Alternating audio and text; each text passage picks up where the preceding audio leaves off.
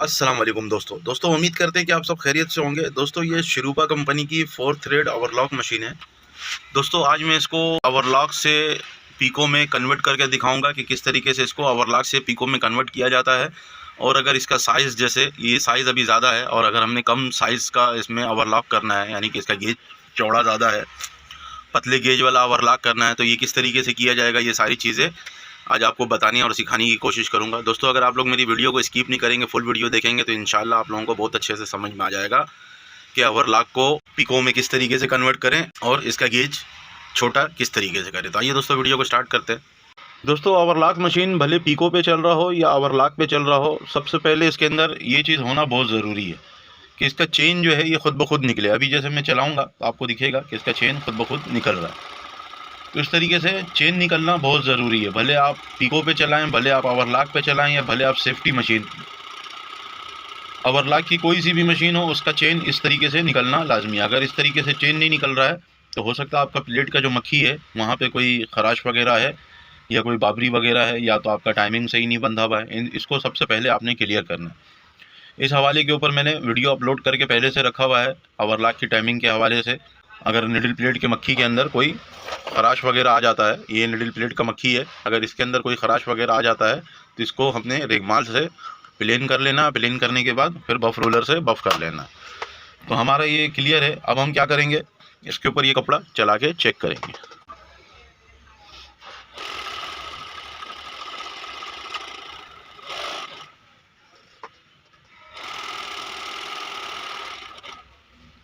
दोस्तों कपड़ा हम बिना बूट के चला रहे हैं तो इस तरीके का ओवरलॉक निकल रहा है इसके अंदर। तो अब ये बहुत ज़्यादा चौड़ा है, क्योंकि अक्सर दुपट्टा पे पीको वगैरह होता है तो इतना चौड़ा ओवरलॉक उसके ऊपर यानी कि नहीं होता है। इतना चौड़ा पीको नहीं होता, वो 2 mm या 3 mm का पीको होता है। तो हम 2 mm या 3 mm का पीको किस तरीके से करेंगे ये डिस्कस करेंगे हम आज। दोस्तों हमारे पास ये एक और निडल प्लेट है। इसका जो मक्खी का साइज़ है, आप यहाँ से यहाँ पे अगर नापेंगे तो ये 6 mm तक का होता है। ये स्टैंडर्ड साइज़ में 6 mm आता है और इससे चौड़ा भी आता है। 8 mm तक का ये चौड़ा होता है और ये 3 mm तक का पतला होता है। तो 3 mm तक का ये पतला हमारे पास प्लेट मौजूद नहीं है, तो हम इसको काटेंगे, मक्खी को पतला कर देंगे और ओवरलॉक भी हमारा पतला हो जाएगा। क्योंकि चेन जो हमारा बन रहा होता है, अगर आप चेन को देखेंगे तो ये इस मक्खी के ऊपर ही बन रहा होता है। अभी जैसे हमारा यहाँ से यहाँ मक्खी जो लगा हुआ है इस प्लेट के ऊपर, ये 6-6.5 mm ओवरलॉक निकाल रहा है। अगर हम इसको साइज़ करेंगे यहाँ से यहाँ तो ये 6-6.5 mm ओवरलॉक निकाल रहा होता है। तो अब हमने इसके ओवरलॉक को पतला करना है। पतला करने के लिए हम क्या करेंगे कि इस मक्खी का जो ये साइड वाला हिस्सा है, इसको हम ग्राइंडर मशीन से काट के और फिर इसको मशीन पे लगाएंगे। तो आइए इसको काटते हैं, काट के दिखाते हैं कि किस तरीके से ओवरलॉक को पीको में तब्दील किया जाता है। दोस्तों ये ग्राइंडर मशीन पे हम आ गए हैं। ग्राइंडर मशीन पे हम इसकी मक्खी को काट के पतला करेंगे। इसकी मक्खी को काट लेते हैं।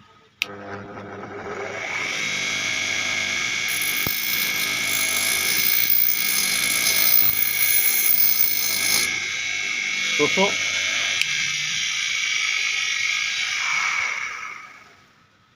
मक्खी जब हम काटेंगे तो इसका ये वाला जो नक्का है ये भी कट जाएगा। तो इसके कटने का कोई मसला नहीं है, कोई फ़र्क नहीं पड़ता इससे। ये भी आप साथ साथ काट दीजिएगा। तो इसको काट लेते हैं।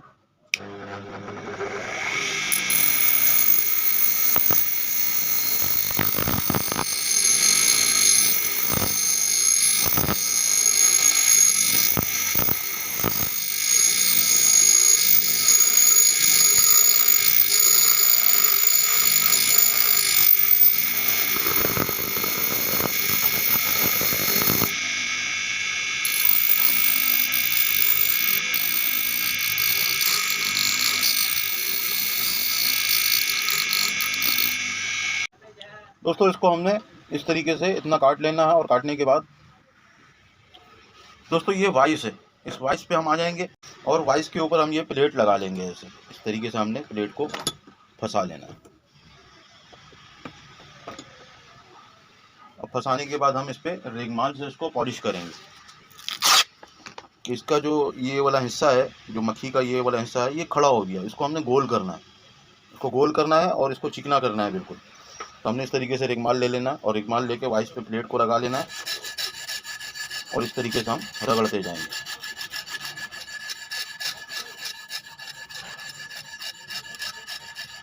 अगर आपके पास ग्राइंडर नहीं है तो आप ऐसे रिगमाल लेके और किसी चीज़ पे लगा के या पकड़ के ऐसे रिगमाल आपने पकड़ लेना और पकड़ के प्लेट को ऐसे इसके ऊपर भी रगड़ सकते हैं। तो टाइम ज़्यादा लग जाएगा लेकिन हो जाएगा।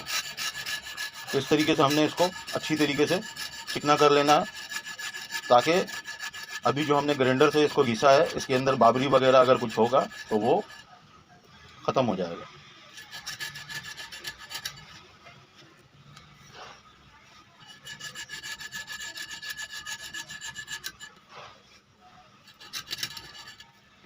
वो निकाल के देख लेंगे कि इसके अंदर बाबरी वगैरह है या नहीं है। अभी आपको दिख रहा होगा नाखून मेरा कहीं पे अटक नहीं रहा है, इसका मतलब ये है कि बाबरी इसका ख़त्म हो गया। इसके ऊपर ये जो काला निशान बैठ गया था उसको भी हम साफ़ कर लेंगे। और हल्का हल्का इस साइड पे हल्का हल्का अभी भी बाबरी है, तो एक रिगमाल और लगाएंगे ऐसे। इस तरीके से हमने इसको रोक लेना है, निडल प्लेट को वाइस के ऊपर रिगमाल पकड़ना है, रिगमाल से ये फाड़ लेना है ऐसे रिगमाल थोड़ा सा, और फिर ऐसे घिसेंगे। पहले हमने ऐसे घुमा के घिसा, एक साइड घिस दिया, फिर अब हम दोबारा इस तरफ घुमा के और इसको ऐसे घिस देंगे।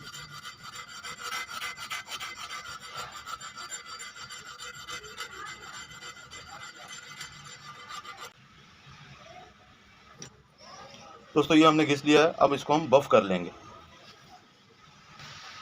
दोस्तों ये हमारा बफ रोलर लगा हुआ है, इसके ऊपर हम पहले चौक लगाएंगे।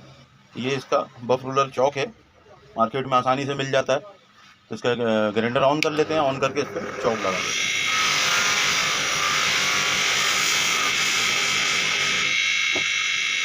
दोस्तों अब इसको हम पॉलिश कर लेंगे ऐसे।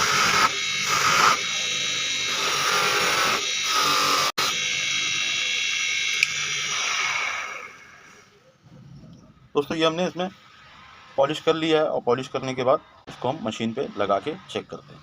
दोस्तों ये निडल प्लेट इसके ऊपर से हटा लेंगे हम। ये एक स्क्रू पे रुका हुआ है, अमूमन 2 स्क्रू लगने का जगह है, लेकिन एक स्क्रू पे भी बहुत अच्छा मजबूती से टिक जाता है अपने जगह पे। इसका निडल ऊपर कर लेना, निडल ऊपर करके और ये प्लेट हम निकाल लेंगे बाहर। दोस्तों ये हमारा प्लेट है, और जो अभी हमने घिसा है वो ये है। दोनों में क्या फ़र्क है कि इसका मक्खी चौड़ा है, इसका मक्खी हमने घिस के पतला कर दिया। अब हम इसके अंदर इसको लगा लेते हैं। इसका प्लेट स्क्रू हम जगह पे बैठा लेंगे ऐसे।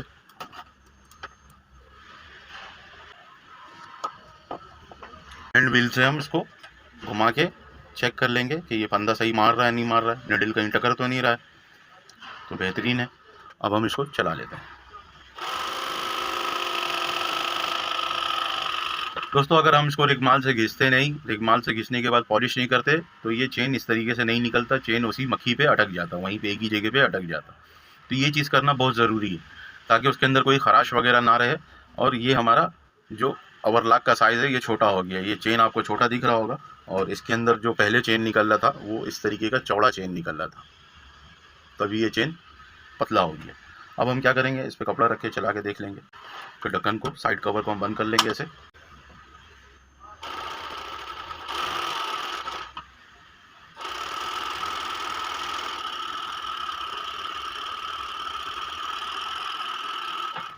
दोस्तों ये अभी हमारा गेज पतला हो गया है, आपको दिख रहा होगा। पहले ये साइज़ हमारा गेज आ रहा था, अभी हमारा साइज़ में फ़र्क आ गया।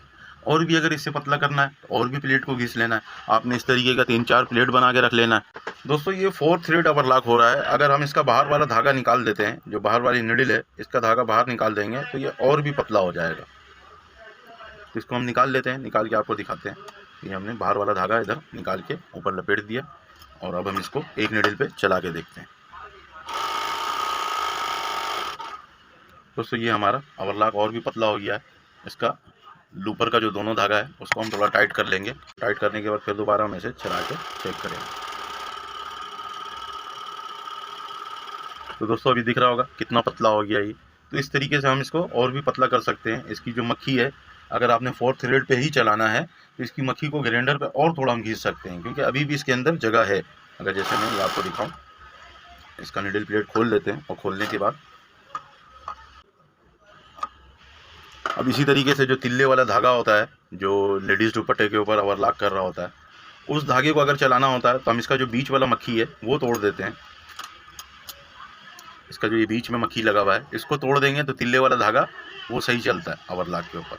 अभी भी इसका आगे से आपको दिख रहा होगा, ये तकरीबन 1 से 1.5 mm का आगे से इसकी डंडी निकल रही है और पीछे से ये चौड़ा है, तो इसको हम पीछे से थोड़ा सा और भी घिसेंगे तो ये और पतला हो जाएगा। दोस्तों अगर आप ओवरलॉक कर रहे हैं तो ये मैंने इसके अंदर 4 प्लेट रेडी करके रखा हुआ है इसके अंदर अलग अलग साइज़ का। ये हमारा जैसे कमीज़ शलवार के अंदर जो ओवरलॉक होता है, ये मक्खी हमने उस साइज़ के हिसाब से रखा हुआ है। तो ये हमारा 6 mm का कम से कम ओवरलॉक चौड़ा निकालेगा, यानी कि 6 mm चौड़ा ओवरलॉक निकालेगा। फिर इसी तरीके से हमने ये जो दूसरा मक्खी इसका यहाँ पे सेट करके रखा हुआ है, ये तकरीबन 4 mm या 3 mm ऐसे ये अलग अलग हमने। अब ये जो हमारा बीच वाला डंडी हमने इसका तोड़ा हुआ है, इसका बीच वाला डंडी तोड़ा इसलिए है कि ये तिल्ले वाले धागे पे अच्छा चलेगा। और इसी तरीके से ये हमने इसका एक मक्खी घिस के इसका एक साइज़ बना लिया, ये भी एक साइज़ निकालेगा। तो हम एक एक करके इसका प्लेट लगाते हैं और चला के देखते हैं कि हमारा ओवरलॉक का साइज़ कैसा निकलता है। तो ये प्लेट यहाँ पे हम लगा लेते हैं। ये हमारा मक्खी का साइज़ है, तकरीबन हमने इसको 3 mm कर लिया है। अब देखते हैं ये 3 mm निकल रहा है या नहीं निकल रहा है इसके अंदर से। इसके स्क्रू को हम यहाँ पे ऐसे लगा लेंगे। दोस्तों अगर आप दुकान पे ओवरलॉक कर रहे हैं या आपकी काज ओवरलॉक की दुकान है तो वहाँ पे आपको ये 4 प्लेट अलग अलग इस तरीके का रखना पड़ेगा, ताकि कस्टमर के रिक्वायरमेंट के हिसाब से आप उसको काम करके दे सकें। दोस्तों इसको ओवरलॉक पे चला लेंगे। इसका हम बाहर वाला निडल निकाल लेंगे। ऐसे बाहर वाला निडल निकाल लेते हैं, एक निडल के ऊपर इसको हम सेट कर लेते हैं। तो ये हमने एक निडल निकाल लिया है और एक निडल पे ये चलेगा। तो इसको चला के देख लेते हैं कि ये साइज़ पतला निकाल रहा है नहीं निकाल रहा है, क्योंकि ओवरलॉक या पीको कुछ भी हो रहा होता है तो उसमें साइज़ का बहुत अंतर होता है। साइज़ हमें कम चाहिए, तो इसको हम ऐसे चला लेते हैं।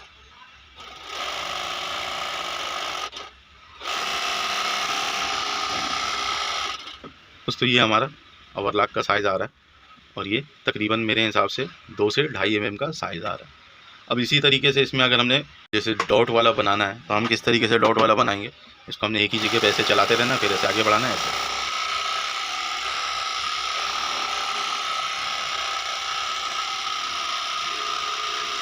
तो ये डॉट वाला बनना शुरू हो जाएगा। ये आपको दिख रहा होगा जगह जगह पे गुच्छा गुच्छा बन गया, तो ये दाने वाला बन गया है।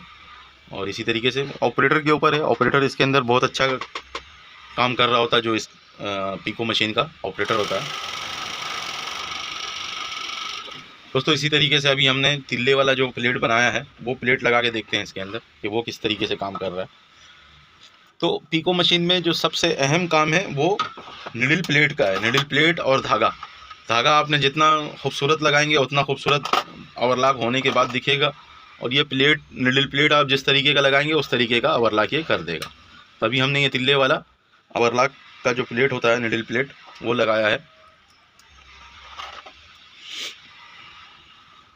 और इसके स्क्रू को हम यहाँ पे ऐसे टाइट कर लेंगे और फिर हम इसको चला के चेक करेंगे। तो ये हम एक निडल के ऊपर ही सेट कर रहे हैं इसको, दूसरा निडल हमने इसका निकाल दिया।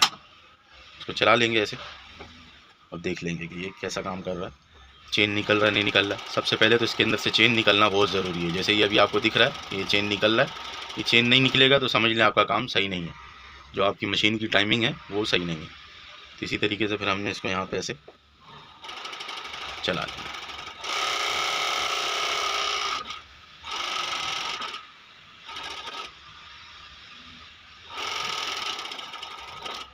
दोस्तों ये हमारा साइज़ निकल रहा है सिंगल निडल के ऊपर, एक निडल के ऊपर। और इसके अंदर हम दूसरा निडल अगर लगाएं तो देखते हैं कैसा चलता है। दोस्तों दूसरा निडल हमने इसके अंदर लगा लिया है, इसके अंदर धागा डाल लेते हैं। दूसरा निडल लगाने से मेरे हिसाब से ओवरलॉक थोड़ा चौड़ा हो जाएगा। दोस्तों अभी हमने दोनों निडल सेट कर लिया इसके ऊपर और इसको हम चला के देख लेते हैं। तो ये हम इस तरीके से इसको चलाएँगे।